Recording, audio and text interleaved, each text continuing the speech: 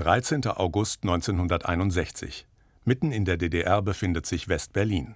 Es wird eingemauert, um eine Flucht dorthin ab sofort unmöglich zu machen. Von einem Moment auf den nächsten teilen Stacheldraht und Mauer eine Stadt. 10.680 Tage lang.